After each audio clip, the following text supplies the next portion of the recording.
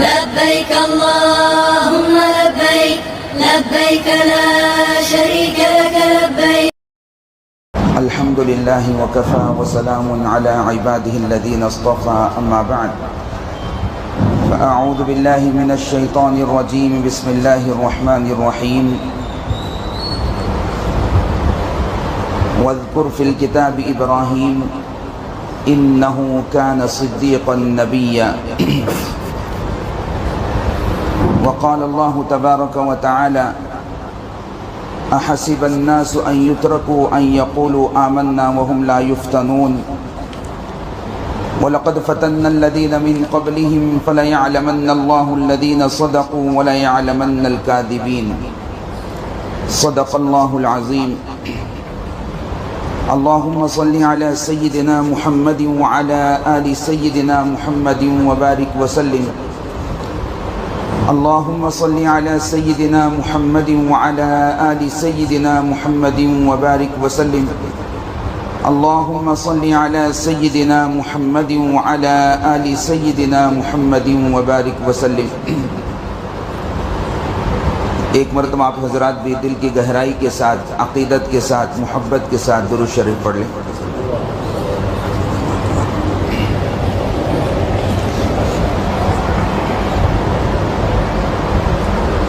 ہمارے امام محترم حضرت مولانا کی فکر تھی، چونکہ ذی الحج کے ابتدائی ایام چل رہے ہیں تو یہ ایام اللہ رب العزت کے ایک اہم ترین عبادت حج کے تعلق سے نسبت رکھتے ہیں، اور حج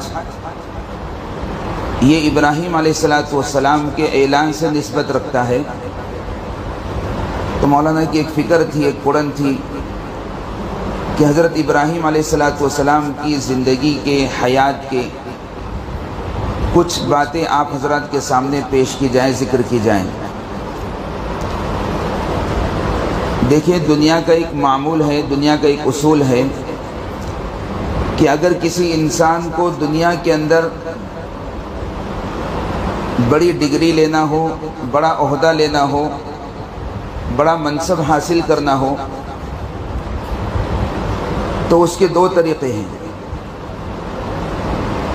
ایک طریقہ تو یہ ہے کہ انسان اپنی خوبیوں سے، اپنی صلاحیت سے اس منصب کو حاصل کرتا ہے.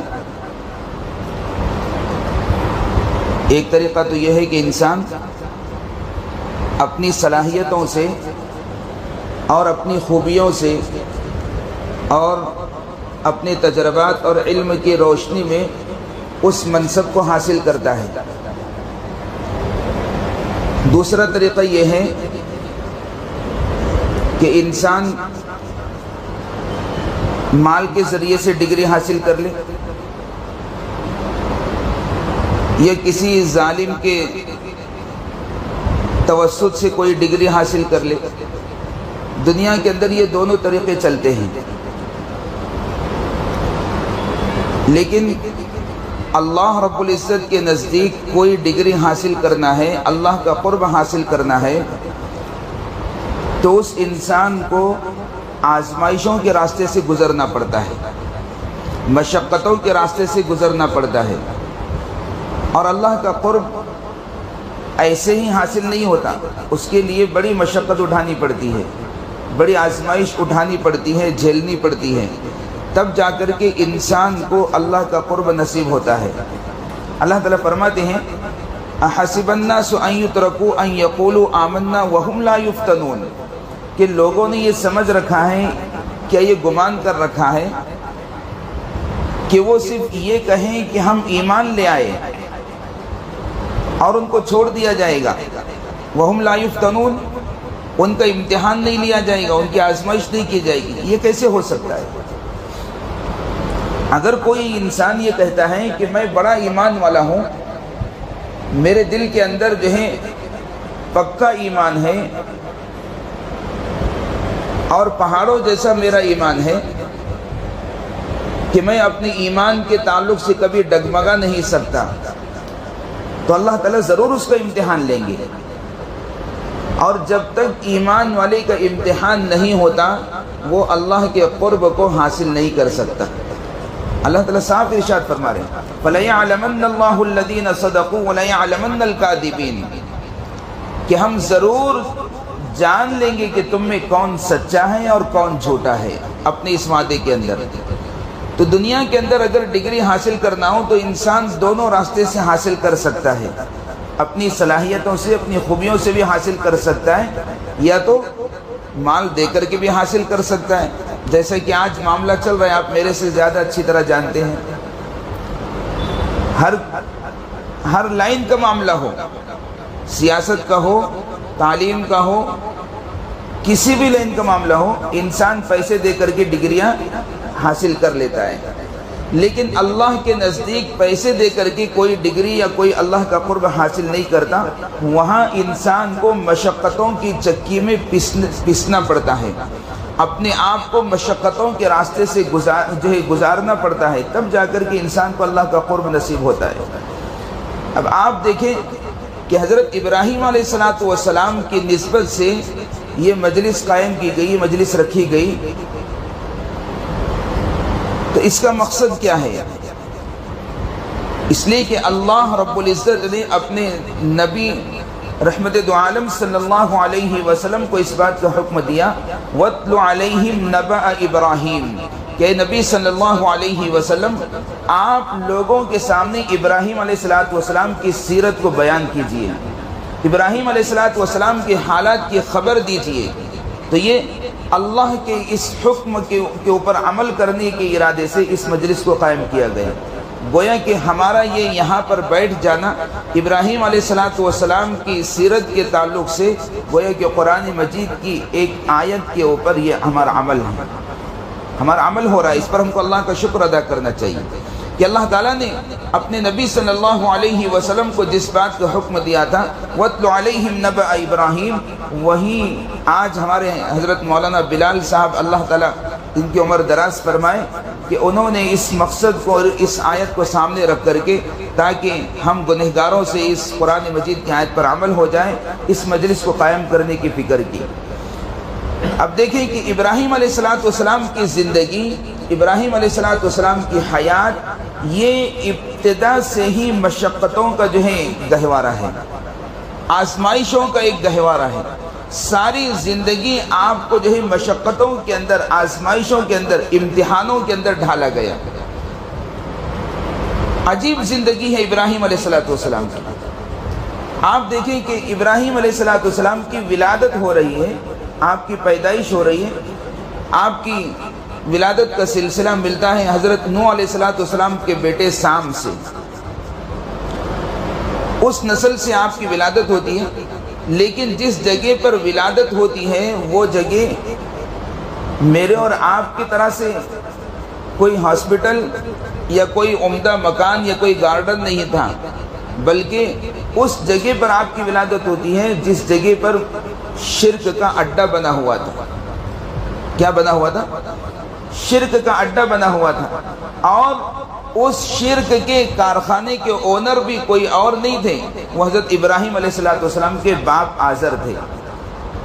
جس جگہ پر شرک ہوا کرتا تھا اور شرک کے اسباب جہاں پر بڑے بڑے اسباب موجود تھے اور بڑے بڑے بت، بڑے بڑے اصنام، بڑی بڑی مورتیاں جہاں پر تھیں، اس جگہ کے اندر یعنی اس کارخانے کے اندر حضرت ابراہیم علیہ السلام کی ولادت ہوتی ہے۔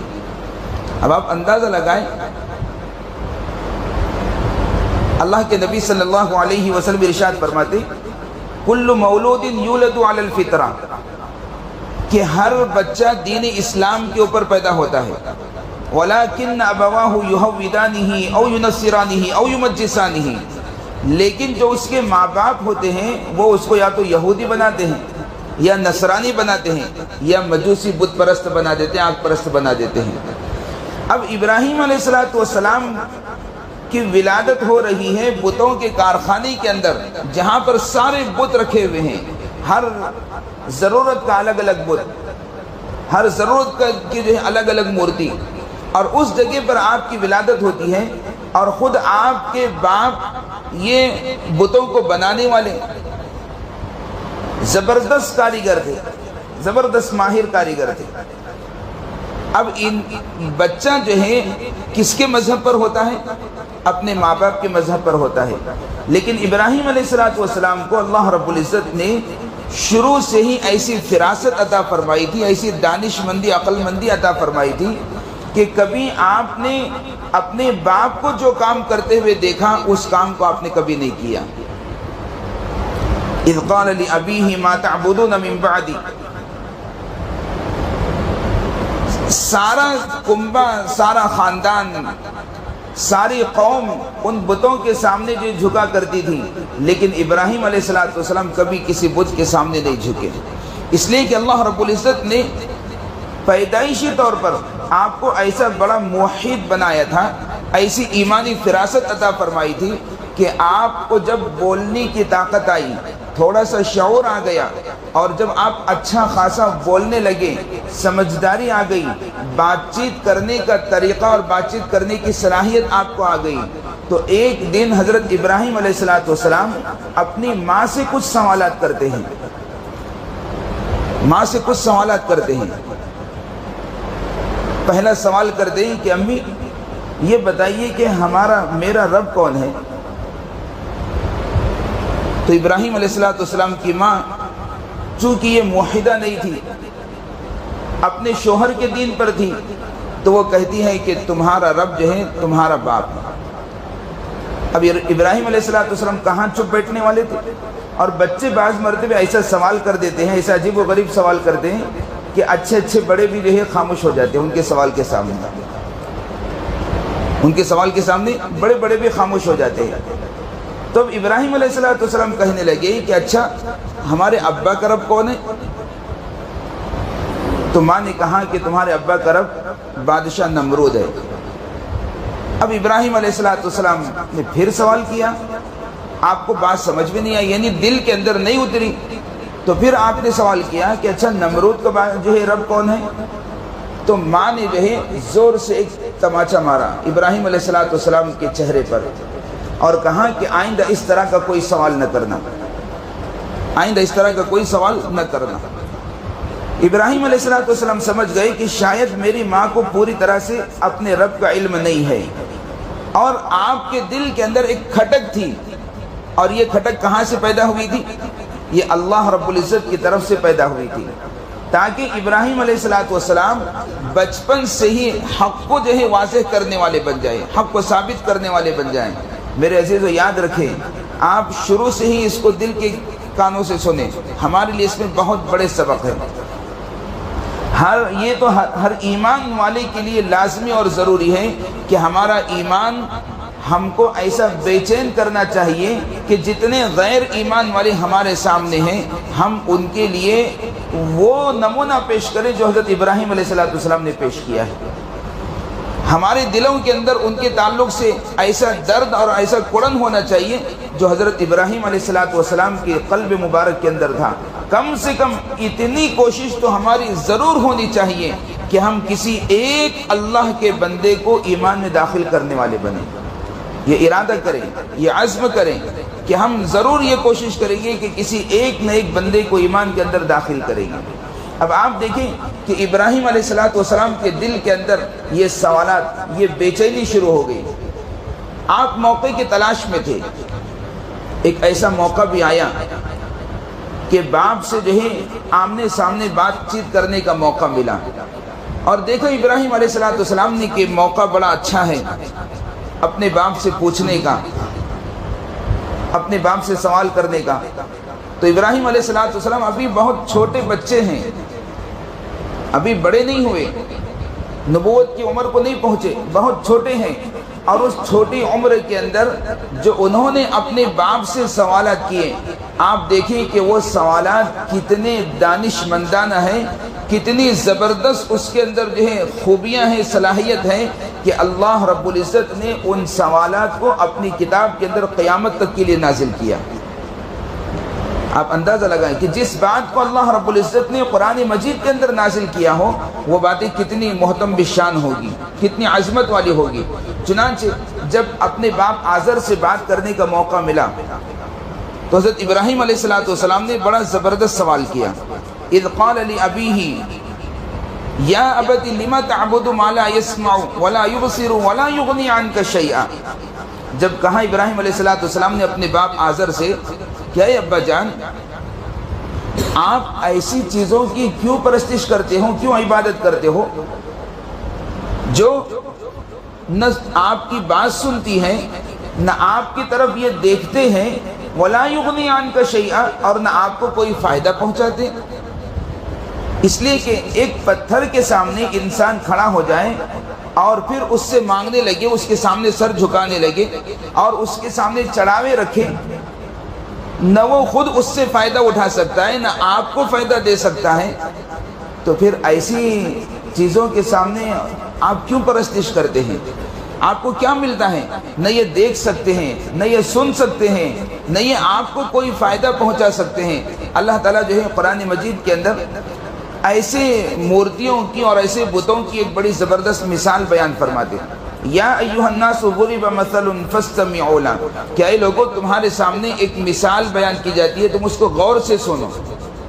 ان الذين تدعون من دون الله لن يخلقوا ذبابا ولو اجتمعوا له، کہ بے شک جو لوگ اللہ کو چھوڑ کر کے کسی اور کو جو ہے پکارتے ہیں، کسی اور کی پرستش کرتے ہیں، ان کی اصلیت اور ان کی حقیقت ایسی ہے کہ وہ اتنے کمزور ہیں کہ اگر وہ سارے کے سارے مل جائیں، یعنی پوری دنیا کے اندر جتنے یہ مورتیاں ہیں، جتنے یہ معبودان باطلہ ہیں، جتنے یہ خدا جو ہیں جن کو لوگ سمجھ رہے ہیں، یہ سب کے سب جمع ہو جائیں اور کیا پیدا کریں؟ ایک مکھی پیدا کرنا چاہیں تو لن یخلقوا ذبابا، ایک مکھی بھی نہیں پیدا کر سکتے۔ ایک مکھی کو پیدا کرنے کی ان کے اندر طاقت نہیں ہے، اور مکھی کو پیدا کرنا تو دور کی بات، مکھی کو بنانا، مکھی کو پیدا کرنا تو دور کی بات، اگر ان کے سامنے جو چڑھاوے رکھے ہوئے ہیں، وَإِن يَسْلُبْهُمُ الذُّبَابُ شَيْئًا، کہ اگر کوئی مکھی ان کے چڑھاوے میں سے، اب مکھی کی خوراک کتنی ہوتی ہے؟ معمولی سے ایک ذرے کے برابر خوراک ہوتی ہے، اب مکھی اگر ایک ذرے کے برابر اس میں سے اگر لے لے تو ان کے اندر اتنی بھی طاقت نہیں ہے کہ لا یستنقذوہ من، کہ اس کو واپس چھین لے۔ ضعف الطالب والمطلوب، اللہ تعالیٰ فرماتے ہیں کہ ان سے طلب کرنے والا اور یہ خود جو ہے دونوں کے دونوں کمزور ہیں، دونوں کے دونوں کمزور ہیں۔ تو خدا تو وہ ہونا چاہیے جو ان اللہ لقوی عزیز، جو بڑا زبردست طاقتور ہے، جس کے اندر جو ہے آسمانوں کو چلانے کی طاقت، زمینوں کو چلانے کی طاقت، ستارے سیاروں کو چلانے کی طاقت، پوری کائنات کو چلانے کی جس کے اندر طاقت، لا تأخذہ سنۃ ولا نوم، نہ جس کو کبھی نیند آتی ہے، نہ جس کو کبھی اونگ آتی ہے، اور جس کا کوئی شریک نہیں، خدا تو وہ ہے۔ لیکن یہ کس کو جو ہے کس کے پرستش کر رہے ہیں، کس کے سامنے سر جھکا رہے؟ اذ قال لأبیہ یا ابت لم تعبد ما لا يسمع ولا يبصر ولا يغني عنك شيئا، کہ ابا جان آپ ایسوں کی کیوں عبادت کرتے ہو، کیوں پرستش کرتے ہو جو نہ تمہاری طرف دیکھ سکتے ہیں، نہ تمہاری بات سن سکتے ہیں، نہ تم کو کسی چیز کا فائدہ پہنچا سکتے ہیں۔ ابراہیم علیہ السلام کے اس سوال کا باپ کے پاس کوئی جواب نہیں تھا، اور ہوتا بھی کیسے؟ اس لیے کہ جب ابراہیم علیہ السلام نے یہ سوال اپنے باپ کے سامنے رکھا تو باپ جو ہے حقیقت سمجھنے لگا، باپ حقیقت سمجھنے لگا کہ میرے یہ بنائے ہوئے خداؤں کی، میرے یہ بنائے ہوئے مورتیوں کی طاقت کتنی ہے اور ابراہیم علیہ السلام کے سوال کی طاقت کتنی ہے۔ باپ حقیقت سمجھ گیا، کوئی جواب نہیں دیا۔ جب کوئی جواب نہیں دیا تو ابراہیم علیہ السلام نے فوراً اپنی طرف سے یہ بات کہی، یا ابت انی قد جاءنی من العلم، کہ ابا جان تحقیق کہ میرے پاس وحی کا علم آ چکا ہے، ما لم یأتک، جو آپ کے پاس نہیں ہے، میرے پاس ایسا علم ہے جو آپ کے پاس نہیں ہے، اور جو آپ کے پاس ہے وہ میرے پاس نہیں ہے۔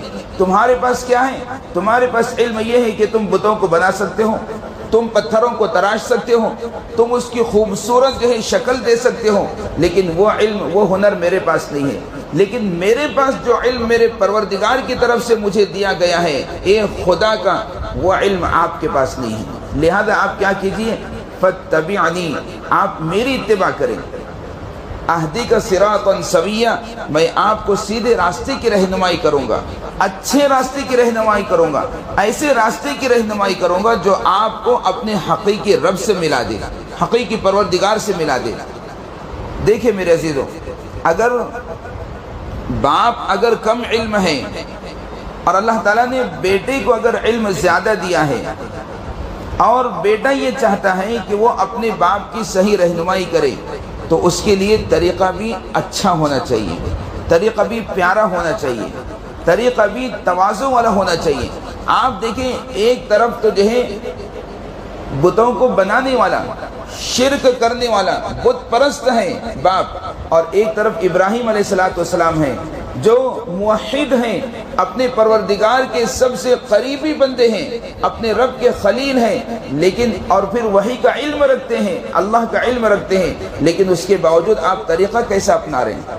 کہ ابا جان، آپ کے پاس وہ علم نہیں ہے جو میرے پاس ہے، اللہ تعالیٰ نے مجھے وحی کا علم دیا ہے، آپ میری بات تو مانیے، میری بات تو سنیے، میں آپ کی صحیح راستے کی رہنمائی کروں گا، اچھے راستے کی رہنمائی کروں گا، ایسے راستے کی رہنمائی کروں گا کہ جس سے ہمارا پروردگار خوش ہو جائے، آپ پروردگار کے قریب ہو جائیں، آپ اللہ سے ملاقات کریں، ایسے راستے کی جو ہے رہنمائی کروں گا۔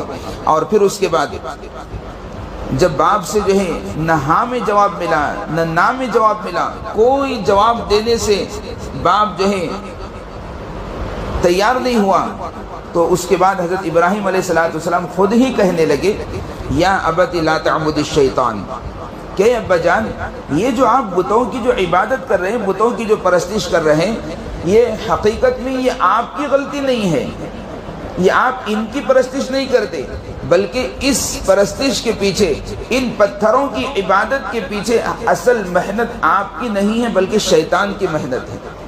کس کی محنت ہے میرے عزیز؟ اس کے اندر بہت بڑا قیمتی راز چھپا ہوا ہے، یاد رکھیں۔ یہ جو بتوں کے سامنے آپ جو ہیں جھک رہے ہیں، بتوں سے اپنی ضروریات مانگ رہے ہیں، اپنی حاجات جو ہے طلب کر رہے ہیں، اس کے اندر اصل غلطی آپ کی نہیں ہے، اس کے اندر ساری کرم فرمائی کس کی ہے؟ وہ ابلیس اور شیطان کی ہے۔ اس لیے کہ جب انسان پریشانی کے اندر گھر جاتا ہے، مشقتوں کے اندر گھر جاتا ہے، تو اس کو ہونا چاہیے، اگر صحابہ کرام کی زندگی اگر ہمارے سامنے ہو، آپ نے بارہا اپنے امام محترم سے سنا ہوگا کہ حضرات صحابہ کرام رضوان اللہ تعالی علیہم اجمعین کو جب کوئی حاجت پیش آتی تھی، جب کوئی ضرورت پیش آتی تھی، تو وہ سب سے پہلے کیا کرتے تھے؟ 2 رکعت نماز پڑھ کے اللہ سے مانگا کرتے تھے۔ یہ کب ہوگا؟ جب انسان کے دل کے اندر حقیقت میں ایمانی حلاوت ہوگی، ایمانی جذبہ ہوگا، دل کے اندر ایمان ہوگا، دل بنا ہوا ہوگا، تو وہ سب سے پہلے کس کی طرف آئے گا؟ اللہ کی طرف آئے گا۔ اور جب دل بنا ہوا نہیں ہوتا ہے، جب انسان مشقتوں کے اندر گر جاتا ہے، تو اب شیطان اس کو کون سا راستہ دکھاتا ہے؟ شیطان اس کو شرک کا راستہ دکھاتا ہے، برائی والا راستہ دکھاتا ہے۔ تو ابراہیم علیہ السلام فرما رہے ہیں کہ اے ابا جان، اس میں آپ کی غلطی نہیں ہے، بلکہ آپ یہ جو پتھروں کی عبادت کر رہے ہیں، یہ پتھروں کی پرستش کر رہے ہیں، حقیقت میں آپ پتھر کی پرستش نہیں کر رہے ہیں، بلکہ آپ شیطان کی بات مان کر کے شیطان کی پرستش کر رہے ہیں۔ اس لیے ابراہیم علیہ السلام نے فرمایا، یا ابت لا تعبد الشیطان، کہ اے ابا جان، آپ شیطان کی عبادت نہ کریں۔ انسان پتھر کی عبادت کرتا ہے تو حقیقت میں پتھر کی عبادت نہیں کرتا، بلکہ کس کی عبادت کرتا ہے؟ شیطان کی عبادت کرتا ہے۔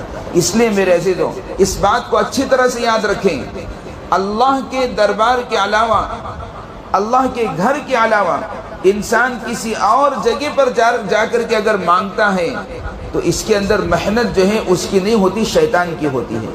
اور جب ہمارے دل کے اندر یہ وسوسہ پیدا ہونے لگے، کسی کی طرف سے کوئی بات آنے لگے، نہیں فلاں کے پاس چلے جاؤ تمہارا کام ہو جائے گا، فلاں مقام پر چلے جاؤ تمہارا کام بن جائے گا، فلاں صحاب کے پاس چلے جاؤ تمہاری بگڑی بن جائے گی، تو یاد رکھیں اس کے اندر اصل کون ہوتا ہے؟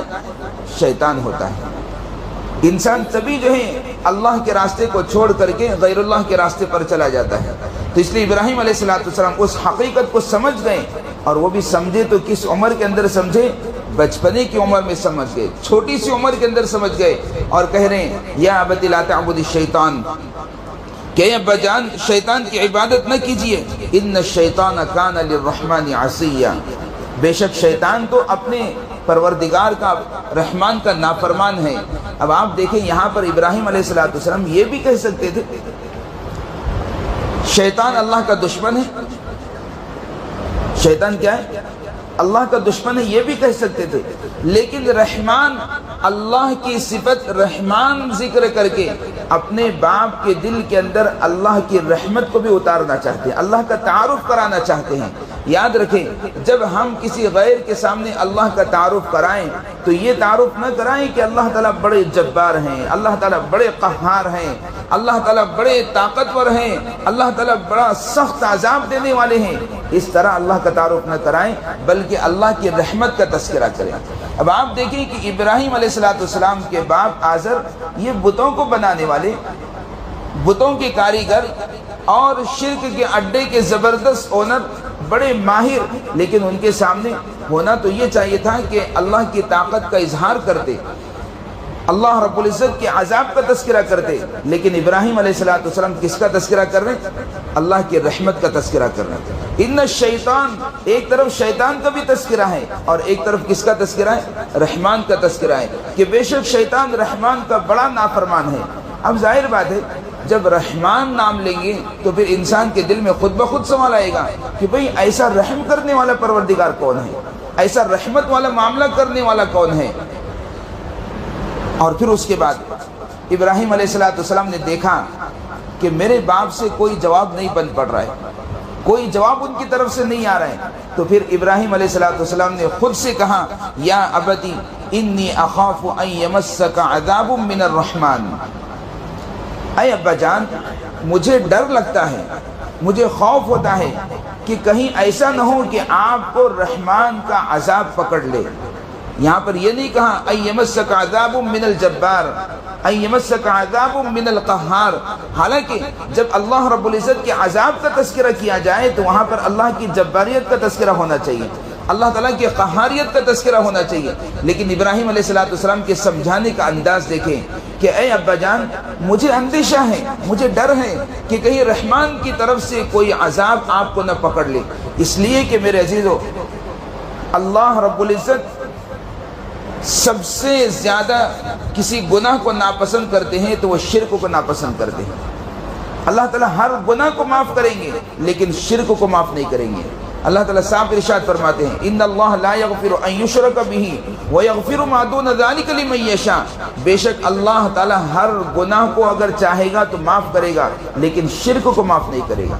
حضرت لقمان اپنے بیٹے کو نصیحت کرتے ہوئے فرماتے ہیں یا بنی لا تشرک باللہ ان الشرک لظلم عظیم، کہ اے بیٹے اپنے پروردگار کے ساتھ شرک نہ کرنا، اس لیے کہ شرک یہ بہت بڑا ظلم ہے۔ یاد رکھیں شرک بہت بڑا ظلم ہے، اور جب ساری دنیا شرک سے بھر جاتی ہے تو پھر اس کے بعد اسی وقت قیامت بھی قائم ہو جائے گی، شرک اتنا ناپسندیدہ ہے۔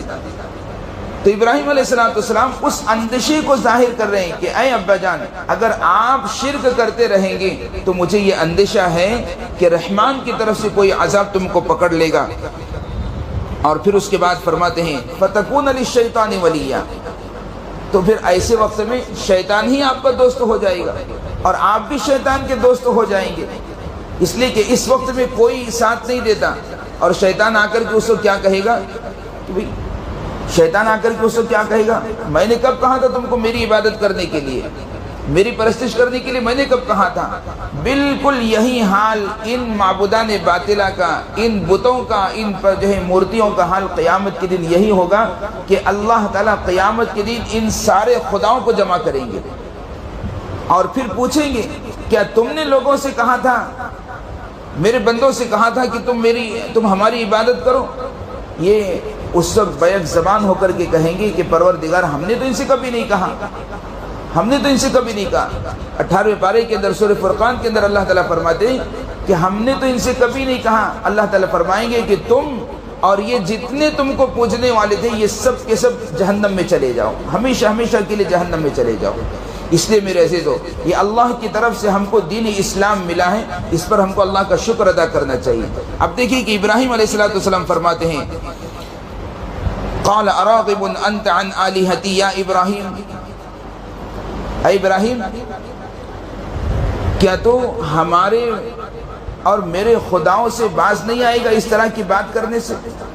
جو میرے خداؤں کے بارے میں اس طرح کی بات جو کر رہا ہے تو اپنے اس موقف سے، اپنی اس بات سے باز نہیں آئے گا؟ اب چونکہ باپ سے کوئی جواب نہیں بن پڑا تو اب باپ کس پر اتر آیا؟ دھمکی دینے پر اتر آیا۔ اور یاد رکھیں کفار و مشرکین کا یہی شیوا ہوتا ہے، جب حقیقت کو تسلیم نہیں کرتے ہیں تو پھر وہ کس پر آتے ہیں؟ اپنی اصلیت کے اوپر آتے ہیں اور پھر انسان کو دھمکی دینے لگتے ہیں۔ اور یہی ہوا ابراہیم علیہ السلام کے ساتھ جو باپ کا معاملہ ہوا۔ کہتا ہے لَإِن لَّمْ تَنْتَهِ لَأَرْجُمَنَّكَ وَاهْجُرْنِي مَلِيًّا، اگر تو اپنی اس رویے سے، اپنی اس بات سے اگر باز نہیں آیا اور اپنی اس عقیدے سے اگر باز نہیں آیا تو میں کیا کر دوں گا؟ تجھ کو پتھر مار کر کے سنسار کر دوں گا، پتھر مار کر کے ہلاک کر دوں گا۔ اور یہی سلسلہ آج بھی چل رہا ہے، یہی معاملہ آج بھی چل رہا ہے کہ دھمکیاں آج بھی مسلمانوں کو دی جا رہی ہیں، اور صرف دھمکیاں ہی نہیں بلکہ ڈرایا بھی جا رہا ہے، ہر طرح سے جو ہے کوششیں کی جا رہی ہیں۔ جبکہ آپ دیکھیں، تھوڑا سا غور کریں کہ ہر بڑے سے بڑا عہدہ انہی کے ہاتھوں میں ہے، ہر بڑی سے بڑی جو ہے ریاست انہی کے ہاتھوں میں ہے، لیکن اس کے باوجود بھی مسلمانوں سے ڈر ہے، اس کے باوجود بھی کس سے ڈر ہے؟ مسلمانوں سے ڈر ہے۔ مسلمانوں سے ڈر نہیں ہے میرے عزیزو، اصل ڈر ہے ایمان سے، اصل ڈر ہے اسلام سے۔ کس سے ڈر ہے؟ اسلام سے۔ اور یہ یہی چاہتے ہیں، یہ اس وقت تک اللہ تعالیٰ فرماتے ہیں کہ یہ اس وقت تک تم سے راضی نہیں ہوں گے جب تک کہ تم ان کے دین کو قبول نہ کر لو، جب تک کہ تم ان کے دین کو قبول نہ کر لو۔ اور یاد رکھیں، انسان کو نجات دلانے والا اگر کوئی دین ہے تو وہ دین اسلام ہے۔ ان الدین عند اللہ الاسلام، کہ اللہ کے نزدیک سب سے پسندیدہ اور محبوب اگر کوئی دین ہے تو وہ دین اسلام ہے۔ وَمَن يَبْتَغِ غَيْرَ الْإِسْلَامِ دِينًا فَلَن يُقْبَلَ مِنْهُ، اور دین اسلام کے علاوہ کوئی اور دین اگر لے کر آئے گے تو ہرگز اس کو قبول نہیں کیا جائے گا۔ تو اب ابراہیم علیہ السلام کے باپ نے بھی کیا دینا شروع کر دیا؟ دھمکی دینا شروع کر دیا۔ لَإِن لَّمْ تَنْتَهِ لَأَرْجُمَنَّكَ وَاهْجُرْنِي مَلِيًّا، کہ اگر تم اپنی اس عقیدے سے، اپنی اس سوچ سے اگر باز نہیں آؤ گے تو میں تم کو سنسار کر دوں گا، یا پھر وَاهْجُرْنِي مَلِيًّا، یا مجھے ہمیشہ ہمیشہ کے لیے چھوڑ کر کے نکل جاؤ۔ جب باپ اپنے بیٹے سے ناراض ہوتا ہے، بہت زیادہ ناراض ہوتا ہے، تو کیا کرتا ہے؟ یا تو خوب پٹائی کرتا ہے، یا اور بھی زیادہ ناراض ہوتا ہے تو اپنی اولاد کو اپنے گھر سے نکال دیتا ہے۔ اب ابراہیم علیہ السلام دیکھیں کہ چھوٹے بچے ہیں اور پھر کوئی قصور نہیں ہے، کوئی غلطی نہیں ہے، بلکہ الٹا جو ہے اپنے باپ کی ایمان کی فکر کر رہے ہیں، اپنے باپ کی زندگی کی اور آخرت کی فکر کر رہے ہیں، اور اس فکر کے اوپر ان کو دھمکی کیا مل رہی ہے؟ یا تو پتھر مار کر کے تجھ کو سنسار کر دوں گا، یا تو یہ کہ تم میرے گھر سے نکل جا۔ اب ابراہیم علیہ السلام نے دیکھا کہ باپ بہت زیادہ غصے کے اندر ہے اور کوئی بات ماننے کے لیے تیار نہیں ہے، تو بہتر ہے کہ پتھر مار کر کے اپنے آپ کو ہلاک کر دیں، اس سے بہتر ہے کہ اپنا گھر چھوڑ کر کے نکل جائے۔ چنانچہ ابراہیم علیہ السلام نے یہ فیصلہ کر لیا کہ میں اپنا گھر چھوڑ کر کے نکل جاتا ہوں۔ ذرا غور کریں میرے عزیز، تصور کریں اگر باپ ہم کو جو ہے اپنے گھر سے نکال دے، اللہ نہ کرے کہ اگر باپ ہم کو، جبکہ ہم حق پرست ہیں، ہماری کوئی غلطی نہیں ہے، ہمارا کوئی قصور نہیں ہے، اس کے باوجود اگر ہم کو جو ہے گھر سے نکالا جائے تو اس وقت انسان کو کیسی تکلیف ہوتی ہوگی۔ اور پھر ابراہیم علیہ السلام تو چھوٹے ہیں، معصوم ہیں، اس کے باوجود آپ اپنے باپ کا گھر چھوڑ کر کے جا رہے ہیں، اور جاتے جاتے بھی کیا کہتے ہیں؟ سأستغفر لك ربی قال سلام علیک، پہلے تو کہا کہ ابا جان میں آپ سے صرف سلامتی والی بات کروں گا، اور کچھ نہیں کروں گا، سلامتی والی بات کرتا ہوں، آپ کو سلام کرتا ہوں۔ سأستغفر لک ربی، اور میں اپنے پروردگار سے آپ کی بخشش کی دعا کرتا رہوں گا، آپ کی بخشش کے لیے تڑپتا رہوں گا، آپ کی بخشش کی درخواست کرتا رہوں گا۔ کیوں؟ انہ کان بی حفیہ، یقیناً میرا پروردگار مجھ پر بڑا مہربان ہے، بڑا رحیم ہے، وہ میرے ساتھ بڑا نرمی کا معاملہ کرتا ہے۔ اب یہ تو بڑا امتحان یہاں سے شروع ہوا۔ ایک امتحان تو جو ہے پیدائشی طور پر آپ کو گھر ملا تو شرک پرست گھر ملا، بتوں کا کارخانہ ملا، اور پھر اس کے بعد جب سلسلہ شروع ہوا مشقتوں کا تو اب اپنے باپ کے گھر سے کیا ہو رہے ہیں؟ جدا ہو رہے ہیں، اپنے باپ کے گھر سے نکل رہے ہیں۔ اور باپ کے گھر کو چھوڑنا میرے عزیزو اتنا آسان نہیں ہوتا کہ جتنا میرے لیے کہنا آسان ہے آپ کے لیے سننا آسان ہے۔ وہ تو اسی کو جو ہے احساس ہوتا ہے کہ جو غلطی نہ ہونے کے باوجود، حق پرست ہونے کے باوجود جس کو اپنا گھر بار جو ہے چھوڑنا پڑ رہا ہو۔ اب ابراہیم علیہ السلام اپنے باپ کا گھر چھوڑ کر کے نکل جاتے ہیں، اور کچھ دن گزر جاتے ہیں، اسی علاقے کے اندر رہتے ہیں۔ جب تھوڑا اور شعور کو پہنچتے ہیں تو اس کے بعد ایک دوسرا امتحان آپ کا شروع ہوتا ہے، اور بڑا عجیب و غریب، بڑا خطرناک امتحان شروع ہوتا ہے۔ اس کو انشاءاللہ آئندہ کل کی مجلس کے اندر اس کا تذکرہ کیا جائے گا۔ تو آج کی اس مجلس سے ہم کو یہ سبق ملا کہ یاد رکھیں، جب کبھی ہمارا اپنے باپ کے ساتھ جو ہے معاملہ ہو یا کسی غیر مسلم سے ہمارا معاملہ ہو تو اس کے سامنے ایمان کو، توحید کو اس انداز میں بیان کرنا چاہیے کہ اس کے دل کے اندر توحید سے محبت پیدا ہو جائے، ایمان سے محبت پیدا ہو جائے۔ اور یاد رکھیں، یہ ہر ایمان والے کی ذمہ داری ہے، یہ صرف نبی کی ذمہ داری نہیں ہے، یہ داعی کی ذمہ داری نہیں ہے، ہر ایمان والے کی ذمہ داری ہے کہ ہم اپنے برادران وطن تک دین اسلام کو پہنچانے کی فکر کریں، جس طرح سے ابراہیم علیہ السلام، اور اس بات کی بھی کوشش کریں کہ ہر کام تکمیل کو پہنچتا ہے، عروج کو پہنچتا ہے جب انسان اس کام کو اپنے گھر سے شروع کرتا ہے۔ کہاں سے شروع کرتا ہے؟ اپنے گھر سے شروع کرتا ہے۔ ہم اگر اپنے گھر کے اندر اگر فکر نہیں کریں گے، گھر والوں کی فکر نہیں کریں گے اور باہر والوں کی بڑی فکر کر رہے ہیں، اللہ تعالیٰ فرماتے ہیں یا ایھا الذین آمنوا قوا انفسکم واہلیکم نارا، کہ ایمان والو تم سب سے پہلے اپنے آپ کو اور اپنے گھر والوں کو جہنم کی آگ سے بچاؤ۔ تو ہم اپنے گھر والوں کو جہنم کی آگ سے بچانے کی فکر کریں اور اپنے گھر کے اندر دیکھیں کہ بھئی ہمارے گھروں کے اندر کون کون سا ایسا عمل ہے جو شرک کی طرف جانے والا ہے، اور شرک اس کی طرف جو ہے ہم کو لے جا رہا ہے، اور ہم اس عمل کے اندر مبتلا ہیں لیکن آج تک ہم کو اس کا احساس نہیں ہو رہا۔ تو ہم ایسے چھوٹے چھوٹے جو شرکیہ اعمال ہیں ان سے اپنے گھر والوں کو بھی بچانے کی کوشش کریں، اپنے آپ کو بھی بچانے کی کوشش کریں۔ اللہ تعالی ہم سب کو عمل کی توفیق عطا فرمائے۔ وآخر دعوانا الحمدللہ رب العالمین۔